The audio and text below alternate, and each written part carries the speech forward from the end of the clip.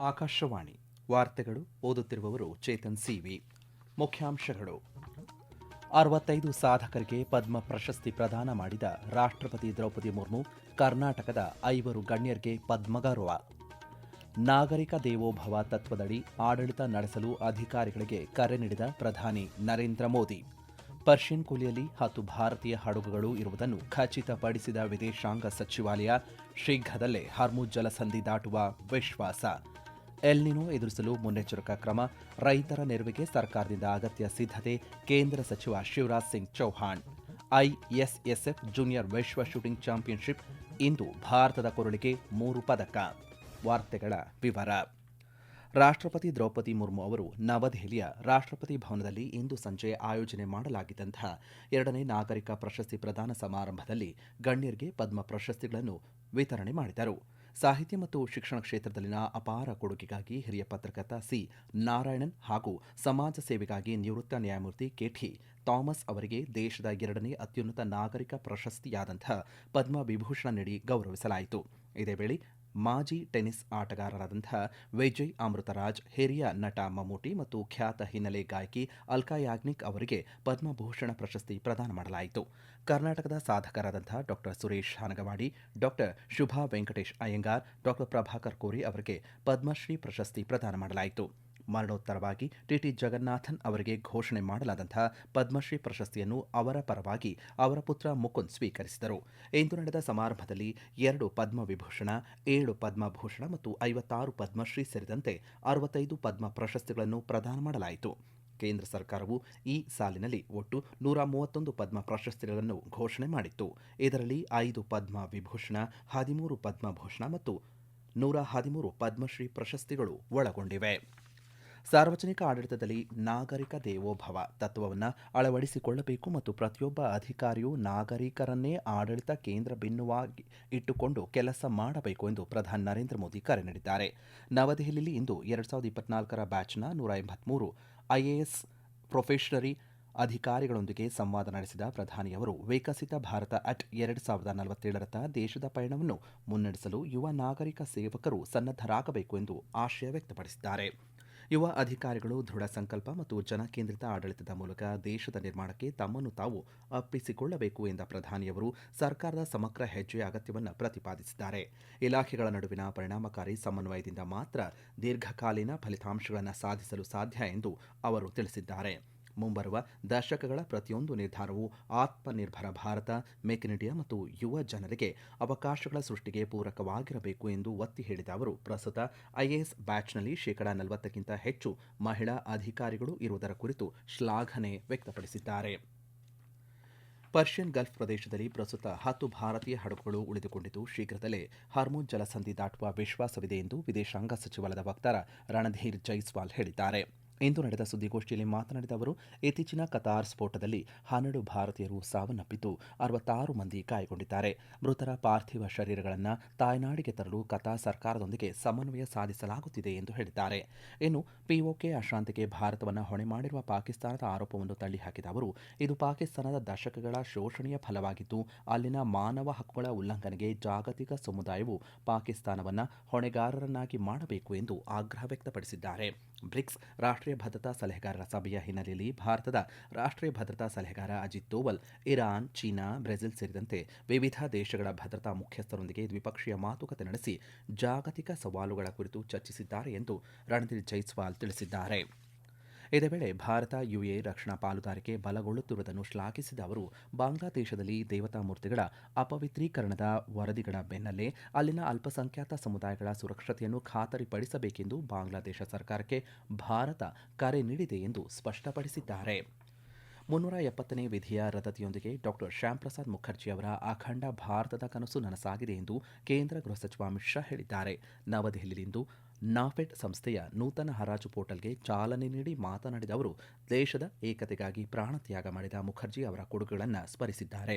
ಇದೇ ವೇಳೆ ಕೃಷಿ ಖರೀದಿಯಲ್ಲಿ ಮಧ್ಯವರ್ತಿಗಳ ಹಾವಳಿ ತಪ್ಪಿಸಿ ರೈತರಿಗೆ ನೇರವಾಗಿ ಕನಿಷ್ಠ ಬೆಲೆ ತಲುಪಿಸಲು ಕರೆ ನೀಡಿದ ಅವರು 12 ವರ್ಷಗಳ ಹಿಂದೆ ಸಂಕಷ್ಟದಲ್ಲಿದ್ದಂತಹ ನಫೆಡ್ ಇಂದು 74 ಲಕ್ಷ ರೈತರಿಗೆ ನೆರವಾಗುತ್ತಾ 30,000 ಕೋಟಿ ರೂಪಾಯಿ ವಹಿವಾಟು ನಡೆಸುವ ಬಲಿಷ್ಠ ಸಂಸ್ಥೆಯಾಗಿ ಬೆಳೆದಿದೆ ಎಂದು ಹೇಳಿದ್ದಾರೆ. ಸಚಿವರು ರೈತರ ಮಕ್ಕಳಿಗಾಗಿ ನಫೆಡ್ ಕಲ್ಯಾಣ್, ವಿದ್ಯಾರ್ಥಿ ವೇತನ ಮತ್ತು ದಾಸ್ತಾನು ನಿರ್ವಹಣೆಯ ದೃಷ್ಟಿ ಪೋರ್ಟಲ್ ಸೇರಿದಂತೆ ಹಲವು ಡಿಜಿಟಲ್ ಉಪಕ್ರಮಗಳನ್ನು ಈ ಸಂದರ್ಭದಲ್ಲಿ ಬಿಡುಗಡೆ ಮಾಡಿದರು. ಕೇಂದ್ರ ಕೃಷಿ ಸಚಿವರಾದಂತಹ ಶಿವರಾಜ್ ಸಿಂಗ್ ಚೌಹಾಣ್ ಮಾತನಾಡಿ, ಕಳೆದ ಒಂದು ದಶಕದಲ್ಲಿ ಕೃಷಿ ಉತ್ಪಾದನೆ ಗಣನೀಯವಾಗಿ ಹೆಚ್ಚಳವಾಗಿದೆ. ಈ ಪೋರ್ಟಲ್ ಮೂಲಕ ರೈತರು ಬೆಳೆ ಮಾರಾಟ ಮಾಡಿದ 48 ಗಂಟೆಗಳ ಒಳಗಾಗಿ ಹಣವನ್ನು ನೇರವಾಗಿ ಅವರ ಖಾತೆಗಳಿಗೆ ಪಡೆಯಲಿದ್ದಾರೆ ಎಂದು ಮಾಹಿತಿ ನೀಡಿದ್ದಾರೆ. ಈ ವಾರ್ತೆಯನ್ನು ಆಕಾಶವಾಣಿಯಿಂದ ಕೇಳುತ್ತಿದ್ದೀರಿ. ನಮ್ಮ ಎಲ್ಲಾ ರಾಷ್ಟ್ರೀಯ ವಾರ್ತೆಗಳು ಹಾಗೂ ಪ್ರದೇಶ ಸಮಾಚಾರ ಈಗ ಆಕಾಶವಾಣಿ ನ್ಯೂಸ್ ಕನ್ನಡ ಯೂಟ್ಯೂಬ್ ಚಾನೆಲ್ನಲ್ಲಿ ಲಭ್ಯ. ನಮ್ಮ ಎಕ್ಸ್ ಖಾತೆ ಮತ್ತು ಇನ್ಸ್ಟಾಗ್ರಾಂ ಖಾತೆ ಆಕಾಶವಾಣಿ ನ್ಯೂಸ್ ಕನ್ನಡ. ಹೆಚ್ಚಿನ ಮಾಹಿತಿಗಾಗಿ ನಮ್ಮ ಫೇಸ್ಬುಕ್ ಖಾತೆ AIR ಕನ್ನಡ ನ್ಯೂಸ್ ಅನುಸರಿಸಿ. ಮಾಹಿತಿಯ ಹೂರಣ ವಾರದ ಕಾರ್ಯಕ್ರಮ ಪ್ರಚಲಿತ ವಿದ್ಯಮಾನ ಪ್ರತಿ ಬುಧವಾರ 9:15ಕ್ಕೆ. ಎಲ್ನಿನೋ ಅಭಾವದಿಂದ ಉಂಟಾಗಬಹುದಾದಂತಹ ದುರ್ಬಲ ಮುಂಗಾರು ಪರಿಸ್ಥಿತಿಯನ್ನು ಸಮರ್ಥವಾಗಿ ಎದುರಿಸಲು ಹಾಗೂ ರೈತರಿಗೆ ನೆರವಾಗಲು ಸರ್ಕಾರ ಎಲ್ಲ ರೀತಿಯ ಮುನ್ನೆಚ್ಚರಿಕಾ ಕ್ರಮಗಳನ್ನು ಕೈಗೊಳ್ಳುತ್ತಿದೆ ಎಂದು ಕೇಂದ್ರ ಕೃಷಿ ಮತ್ತು ರೈತರ ಕಲ್ಯಾಣ ಸಚಿವ ಶಿವರಾಜ್ ಸಿಂಗ್ ಚೌಹಾಣ್ ತಿಳಿಸಿದ್ದಾರೆ. ನವದೆಹಲಿಯಲ್ಲಿಂದು ಜಂಟಿ ಸುದ್ದಿಗೋಷ್ಠಿಯನ್ನು ಉದ್ದೇಶಿಸಿ ಮಾತನಾಡಿದ ಅವರು, ದೇಶದಲ್ಲಿ ಇದುವರೆಗೆ 43% ಕಡಿಮೆ ಮಳೆಯಾಗಿದ್ದು, ಜುಲೈ ತಿಂಗಳಲ್ಲೂ ಮುಂಗಾರು ದುರ್ಬಲವಾಗಿರುವ ಸಾಧ್ಯತೆ ಇದೆ. ದೇಶದ ಸುಮಾರು 315 ಜಿಲ್ಲೆಗಳಲ್ಲಿ ವಾಡಿಕೆಗಿಂತ ಕಡಿಮೆ ಮಳೆಯಾಗುವ ಆತಂಕವಿದೆ ಎಂದು ಹೇಳಿದ್ದಾರೆ. ಈ ಪರಿಸ್ಥಿತಿ ನಿಭಾಯಿಸಲು ಕಡಿಮೆ ನೀರು ಬೇಕಾಗುವ ಬೇಳೆ ಕಾಳುಗಳು, ಸಿರಿಧಾನ್ಯಗಳು ಮತ್ತು ಎಣ್ಣೆಕಾಳುಗಳ ಕೃಷಿಗೆ ಹೆಚ್ಚಿನ ಪ್ರೋತ್ಸಾಹ ನೀಡುವಂತೆ ರಾಜ್ಯ ಸರ್ಕಾರಗಳಿಗೆ ಅವರು ಸಲಹೆ ನೀಡಿದ್ದಾರೆ. ಭಾರತ ಮತ್ತು ಅಮೆರಿಕ ನಡುವಿನ ವ್ಯಾಪಾರ ಒಪ್ಪಂದವನ್ನು ಪುನರ್ ರೂಪಿಸಲು ಹಾಗೂ ಮುಂದುವರೆಸಲು ಉನ್ನತ ಮಟ್ಟದ ವ್ಯಾಪಾರ ಮಾತುಕತೆಗಳು ಇಂದು ಆರಂಭಗೊಂಡಿವೆ. ಅಮೆರಿಕದ ಸುಂಕ ನೀತಿಯಲ್ಲಿ ಆಗಿರುವಂತಹ ಬದಲಾವಣೆಗಳಿಂದಾಗಿ ಈ ವರ್ಷದ ಆರಂಭದಲ್ಲಿ ರೂಪುಗೊಂಡಿದ್ದಂತಹ ಒಪ್ಪಂದದ ಚೌಕಟ್ಟಿಗೆ ಅಡಚಣೆ ಉಂಟಾದಂತಹ ಹಿನ್ನೆಲೆಯಲ್ಲಿ ಎರಡೂ ರಾಷ್ಟ್ರಗಳು ಹೊಸದಾಗಿ ಮಾತುಕತೆಯನ್ನು ನಡೆಸುತ್ತಿವೆ. ಕೇಂದ್ರ ವಾಣಿಜ್ಯ ಮತ್ತು ಕೈಗಾರಿಕಾ ಸಚಿವ ಪಿಯೂಷ್ ಗೋಯಲ್ ಅವರು ನವದೆಹಲಿಯಲ್ಲಿ ಅಮೆರಿಕದ ವ್ಯಾಪಾರ ಪ್ರತಿನಿಧಿ ಜೇಮಿಸನ್ ಗ್ರಿಯರ್ ಹಾಗೂ ಭಾರತದಲ್ಲಿನ ಅಮೆರಿಕ ರಾಯಭಾರಿ ಸರ್ಗಿಯೋ ಗಾರ್ ಅವರೊಂದಿಗೆ ಸಭೆಯನ್ನು ನಡೆಸಿದರು. ಅಮೆರಿಕವು ತನ್ನ ವ್ಯಾಪಾರ ಪಾಲುದಾರ ರಾಷ್ಟ್ರಗಳಿಂದ ಆಗಮಿಸುವ ಆಮದುಗಳ ಮೇಲೆ ವಿಧಿಸಿರುವ ತಾತ್ಕಾಲಿಕ ಶೇಕಡ 10 ಸುಂಕದ ಆದೇಶ ಜುಲೈ 24ರಂದು ಅಂತ್ಯಗೊಳ್ಳಲಿರುವಂತಹ ಹಿನ್ನೆಲೆಯಲ್ಲಿ ಅದಕ್ಕೂ ಮುನ್ನ ಮಧ್ಯಂತರ ವ್ಯಾಪಾರ ಒಪ್ಪಂದವನ್ನು ಅಂತಿಮಗೊಳಿಸುವ ಗುರಿಯನ್ನು ಉಭಯ ದೇಶಗಳು ಹೊಂದಿವೆ. ಅಯೋಧ್ಯೆಯ ರಾಮ ಮಂದಿರದಲ್ಲಿ ಭಕ್ತರು ನೀಡಿದಂತಹ ದೇಣಿಗೆ ಮತ್ತು ಕಾಣಿಕೆಗಳ ನಿರ್ವಹಣೆಯಲ್ಲಿ ನಡೆದಿದೆ ಎನ್ನಲಾದಂತಹ ಅಕ್ರಮಗಳ ಕುರಿತು ತನಿಖೆ ನಡೆಸುತ್ತಿರುವಂತಹ 3 ಸದಸ್ಯರ ವಿಶೇಷ ತನಿಖಾ ತಂಡ ಎಸ್ಐಟಿ ಇಂದು ತನ್ನ ಪ್ರಾಥಮಿಕ ತನಿಖಾ ವರದಿಯನ್ನು ಸಲ್ಲಿಸಿದೆ.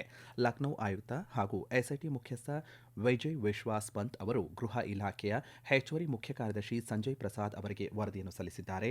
ವರದಿ ಸಲ್ಲಿಸಿದ ಬಳಿಕ ಮಾತನಾಡಿದ ವಿಜಯ್ ವಿಶ್ವಾಸ್ ಪಂತ್, ಇದು ಪ್ರಾಥಮಿಕ ತನಿಖಾ ವರದಿಯಾಗಿದ್ದು ತನಿಖೆ ಇಂದು ಮುಂದುವರೆದಿದೆ ಎಂದು ಹೇಳಿದ್ದಾರೆ. ದೇಣಿಗೆ ಹಣದ ದುರ್ಬಳಕೆ ಮತ್ತು ಹಣಕಾಸು ಅಕ್ರಮಗಳ ಆರೋಪಗಳ ಕುರಿತು ತನಿಖೆ ನಡೆಸಲು ಉತ್ತರ ಪ್ರದೇಶ ಸರ್ಕಾರ ಈ ಉನ್ನತ ಮಟ್ಟದ ಸಮಿತಿಯನ್ನು ರಚಿಸಿತ್ತು. ತನಿಖೆಯ ಪ್ರಾಥಮಿಕ ಹಂತದಲ್ಲಿ ನಡೆದ ಪರಿಶೀಲನೆಗಳ ವಿವರಗಳನ್ನು ಎಸ್ಐಟಿ ತನ್ನ ವರದಿಯಲ್ಲಿ ಸಲ್ಲಿಸಿದೆ ಎಂದು ಹೇಳಿದ್ದಾರೆ. 1993ರ ಕೋಲ್ಕತ್ತಾ ಬೌಬಜಾರ್ ಬಾಂಬ್ ಸ್ಫೋಟ ಪ್ರಕರಣದ ಪ್ರಮುಖ ಸಂಚುಕೋರ ಜೀವಾವಧಿ ಶಿಕ್ಷೆಗೆ ಒಳಗಾದಂತಹ ಅಪರಾಧಿ 77 ವರ್ಷದ ಮೊಹಮ್ಮದ್ ರಶೀದ್ ಖಾನ್ ಅನ್ನು ಅವಧಿಗೂ ಮುನ್ನ ಬಿಡುಗಡೆ ಮಾಡುವಂತೆ ದೆಹಲಿ ಹೈಕೋರ್ಟ್ ನೀಡಿದ್ದ ಆದೇಶಕ್ಕೆ ಸುಪ್ರೀಂ ಕೋರ್ಟ್ ಇಂದು ತಡೆ ನೀಡಿದೆ. ಹೈಕೋರ್ಟ್ ಆದೇಶವನ್ನು ಪ್ರಶ್ನಿಸಿ ಪಶ್ಚಿಮ ಬಂಗಾಳ ಸರ್ಕಾರ ಸಲ್ಲಿಸಿದ್ದ ಅರ್ಜಿಯ ವಿಚಾರಣೆ ನಡೆಸಿದ ನ್ಯಾಯಮೂರ್ತಿಗಳಾದಂತಹ PK ಮಿಶ್ರಾ ಮತ್ತು ಸಂಜೀವ್ ಸಚ್ದೇವ್ ಅವರಿದ್ದ ಪೀಠ ಈ ಮಧ್ಯಂತರ ಆದೇಶ ಹೊರಡಿಸಿ ಶಿಕ್ಷೆಗೆ ಒಳಗಾಗಿರುವಂತಹ ರಶೀದ್ ಖಾನ್ಗೆ ನೋಟಿಸ್ ಜಾರಿ ಮಾಡಿದೆ. ಜರ್ಮನಿಯ ಸುಹ್ಲ್ನಲ್ಲಿ ನಡೆಯುತ್ತಿರುವಂತಹ ISSF ಜೂನಿಯರ್ ವಿಶ್ವ ಶೂಟಿಂಗ್ ಚಾಂಪಿಯನ್ಶಿಪ್ನಲ್ಲಿ ಭಾರತದ ಶೂಟರ್ಗಳು ಇಂದು 2 ಬೆಳ್ಳಿ ಹಾಗೂ 1 ಕಂಚಿನ ಪದಕ ತಮ್ಮದಾಗಿಸಿಕೊಂಡಿದ್ದಾರೆ. ಪುರುಷರ 10 ಮೀಟರ್ ಏರ್ ಪಿಸ್ತೂಲ್ ಜೂನಿಯರ್ ವೈಯಕ್ತಿಕ ವಿಭಾಗದಲ್ಲಿ ಶಿವ ನರ್ವಾಲ್ ಬೆಳ್ಳಿ ಹಾಗೂ ಯುಗ್ ಪ್ರತಾಪ್ ಸಿಂಗ್ ರಾಥೋಡ್ ಕಂಚಿನ ಪದಕ ತಮ್ಮದಾಗಿಸಿಕೊಂಡಿದ್ದಾರೆ. ಇದರ ಜೊತೆಗೆ ಪುರುಷರ 10 ಮೀಟರ್ ಏರ್ ಪಿಸ್ತೂಲ್ ಜೂನಿಯರ್ ತಂಡ ವಿಭಾಗದಲ್ಲಿ ಶಿವ ನರ್ವಾಲ್, ಸಂದೀಪ್ ಬಿಷ್ಣೋಯ್ ಮತ್ತು ಚಿರಾಗ್ ಶರ್ಮಾ ಅವರ ತಂಡ ದೇಶಕ್ಕೆ ಬೆಳ್ಳಿ ಪದಕವನ್ನು ತಂದುಕೊಟ್ಟಿತು. 5 ಚಿನ್ನ, 3 ಬೆಳ್ಳಿ, 7 ಕಂಚು ಪದಕಗಳ ಜೊತೆಗೆ ಭಾರತದ ಒಟ್ಟು ಪದಕಗಳ ಸಂಖ್ಯೆ 15ಕ್ಕೆ ಏರಿಕೆಯಾಗಿದೆ.